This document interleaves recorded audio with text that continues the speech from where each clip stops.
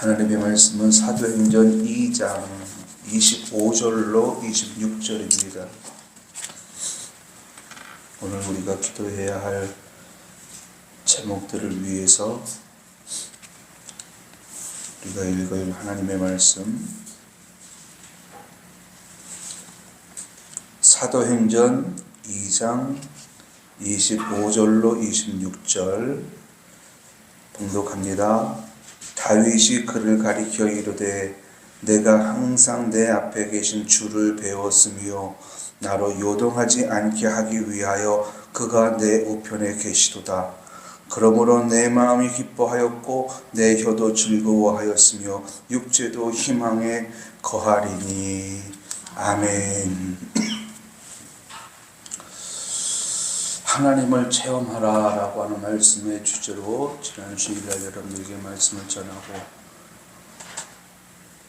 그 체험 속에서 하나님에 대한 믿음이 성장함을 여러분들에게 전했습니다.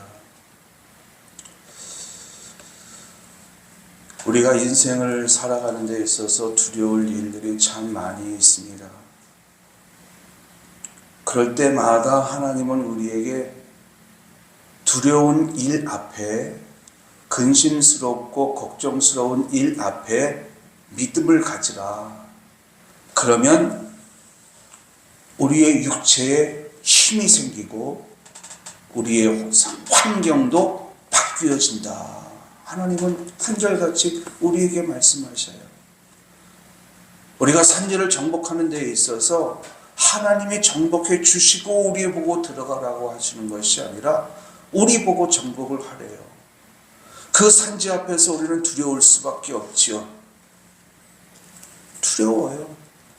그러나 두려운 일, 그 일 앞에 우리가 믿음만 가진다면 마침내 우리가 그 산지를 정복할 수 있는 힘과 능력이 내 안에서 생겨나는 것을 경험하게 될 겁니다.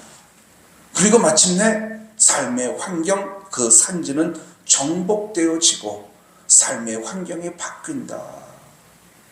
여러분, 이런 체험이 여러분의 삶 속에서 매 순간마다 일어날 수 있길 예수님의 이름으로 축원합니다.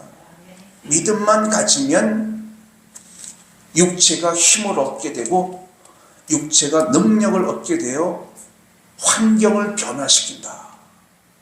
두려운 일을 헤쳐나간다.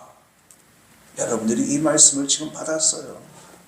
그런데 이 말씀을 머리로만 듣고 있는 사람이 있고, 이 말씀이 실제 삶 속에서 체험되어지는 사람이 있습니다. 하나님은 나에게 믿음이라고 하는 능력을 주셔서 그 능력을 갖고 세상에 나가기만 하면 우리는 세상을 정복할 수 있다. 지식으로 쌓여 있어요. 그런데 그 지식이 삶 속에서 경험되어져야 되는데, 말씀대로 이루어지는 그 체험이 있어야 하는데, 어떤 사람은 그냥 머리에 지식으로만 남아있는 사람이 있고, 그런데 어떤 사람은 그 지식이 체험이 되어져서 삶 속에서 하나님에 대한 믿음이 더해지는 사람들이 있더라라는 겁니다. 여러분들은 어떤 성향인가요? 여러분, 지식으로만 알고 있는 하나님과 지식 위에 체험이 되어지는 하나님을 알고 있는 이 두 사람을 비교한다면 어떤 사람이 더 신실한 신앙생활이 이어질까요? 어떤 사람이 하나님께 대한 믿음을 끝까지 붙잡고 믿음으로 나가 마침내 환경이 변화되어지는 기쁨을 누릴까요? 당연히 체험이 있어야 된다라는 말씀을 하실 겁니다. 너는 내게 와서 기도해라. 알고 있어요. 기도하면 주신다. 알고 있어요. 두드리면 열릴 것이다. 지식으로만 알고 있어요. 그런데 한 번도 하나님께 기도해보지 않은 사람이 있습니다. 기도하지 않으니 응답되어진다라고 하는 체험이 없겠지요. 이런 사람이 과연 하나님을 얼마나 믿으면서 살아갈까요?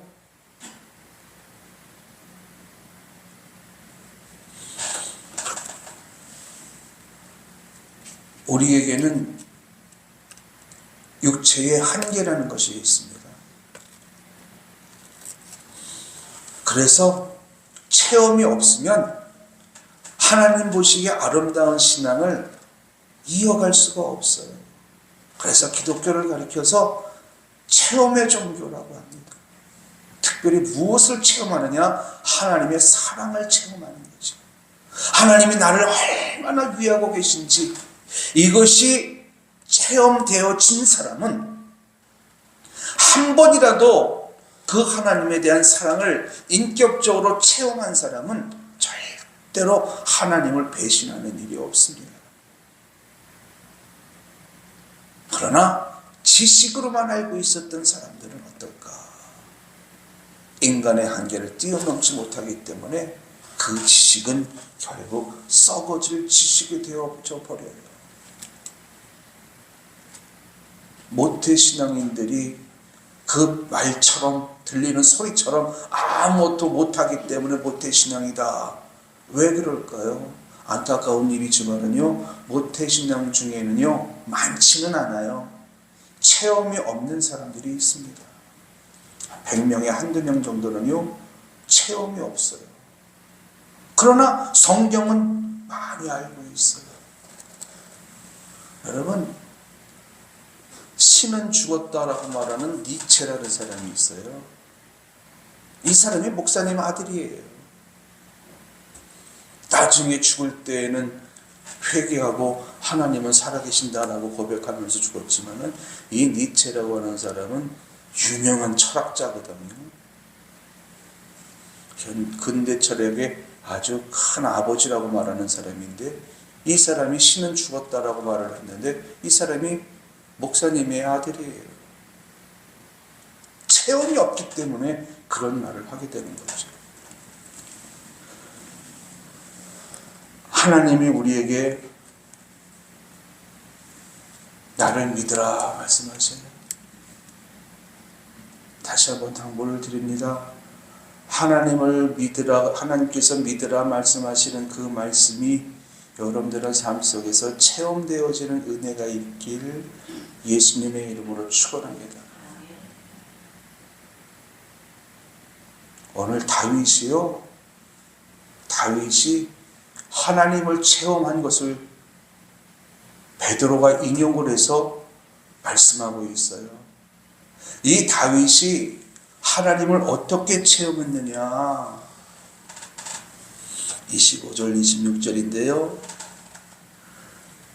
자기가 하나님을 항상 본대요. 그 하나님은 자기를 요동치지 않게 하기 위해서 항상 자기 우편에 계셨대요. 여러분, 하나님은 영이시잖아요. 그런데 그 영이신 하나님이 항상 내 우편에 계신 것을 이 다윗이 체험했다는 거예요. 두렵고 무서운 일이 앞에서 내가 흔들릴까 봐 그 하나님이 내 옆에 계시면서 항상 나와 함께 계셨는데 그것을 늘 체험하면서 살았다는 거예요. 항상 내 옆에 계신 그 하나님을 보면서 살았다.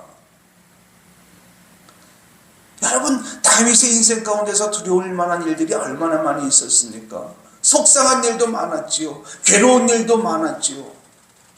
그런데 그럴 때마다 다윗의 마음이 흔들릴 것이 염려되어져서 하나님이 항상 자기와 함께하고 계셨는데 그것을 이 다윗이 눈으로 보았다는 거예요. 그래서 하나님에 대한 믿음에서 벗어날 수가 없었다는 거예요.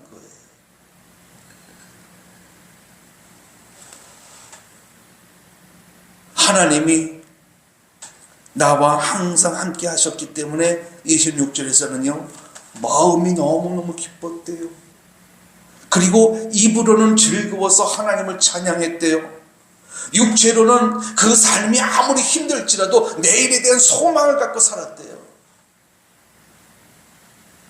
왜 그렇게 했느냐? 하나님이 나를 음부에 버리지 아니하시고 항상 곁에 계셔서 나를 지키시고 보호하셨기 때문에 그렇게 기쁨으로 찬양하고 즐거움 속에 하루하루를 살았다는 거예요. 이 다윗이 체험한 하나님, 그 하나님을 지금 누가 소개하고 있느냐? 베드로가 소개를 하고 있어요. 그러면은 베드로가 다윗이 소개한 하나님을 이렇게 오순절 마가의 다락방 앞에서 성도들 앞에 이렇게 담대히 전할 수 있었던 이유가 뭘까? 베드로도 똑같이 그런 하나님을 체험한 거예요. 갈릴리 바닷가에서 그물이나 깃고 어부로 살고 있었던 베드로를 찾아오셔서 부르시고 내가 너를 사람을 낚는 어부가 되게 하리라 이렇게 말씀하시면서 베드로를 항상 데리고 다녔어요. 어딜 가든지 항상 데리고 다니면서 수많은 기사와 표적들을 베드로에게 보여주었습니다.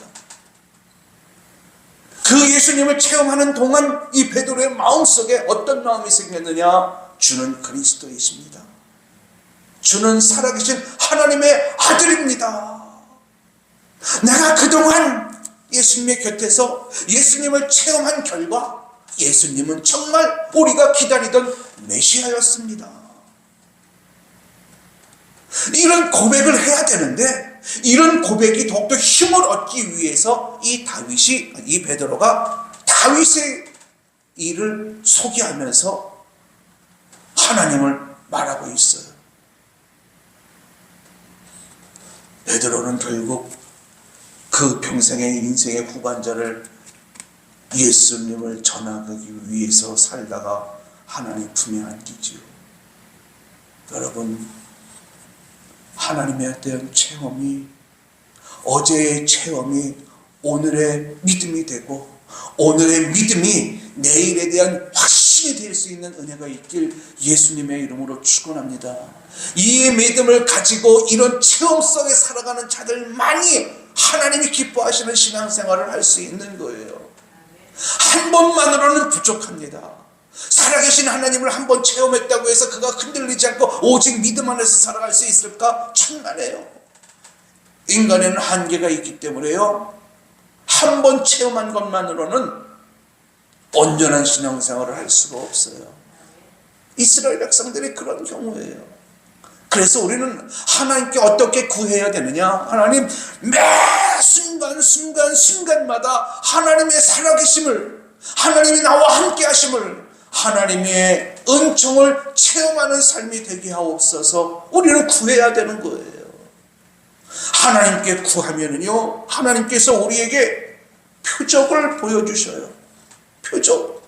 그 표적이 체험되어질 때에 우리의 믿음은 한 계단 올라서서 마침내 하나님 보시기에 가장 아름다운 믿음의 모습을 소유했을 때에 그때 하나님께서 우리를 불러가시는 거예요.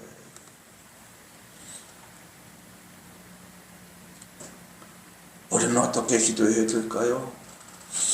여러분 말씀드린 대로 다윗의 체험이 나의 체험이 되고 베드로의 체험이 나의 체험이 될 수 있도록 여러분 하나님께 믿음으로 구하는 여러분들이 되시기 바랍니다. 믿음으로 구하시고 믿음으로 순종하세요. 그러면 하나님의 도움의 손길을 조금씩 느낄 수 있어요. 그래서 그 하나님에 대한 믿음을 더할 수가 있습니다. 아무쪼록 이 시간 믿음을 갖고 기도할 때에 하나님의 살아계심을 체험하게 하옵소서. 하나님의 사랑과 하나님의 은총과 하나님의 축복을 체험하는 삶이 되게 하옵소서. 믿음으로 기도해서 이러한 체험 속 체험들이 여러분에게 풍성해짐으로 말미암아 하나님께서 기뻐하시는 믿음의 소유자가 될 수 있길 예수님의 이름으로 축원합니다. 따라합니다. 하나님의 살아계심을 체험하게 하옵소서. 하나님이 나와 함께 하심을 체험하게 하옵소서. 하나님이 나를 사랑하심을 체험하게 하옵소서. 이것이 오늘 첫 번째 기도 제목이에요. 그러면서 여러분들이 소원하는 기도 제목 응답해달라고 기도하는 이 시간이 될 수 있길 바랍니다. 기도합니다.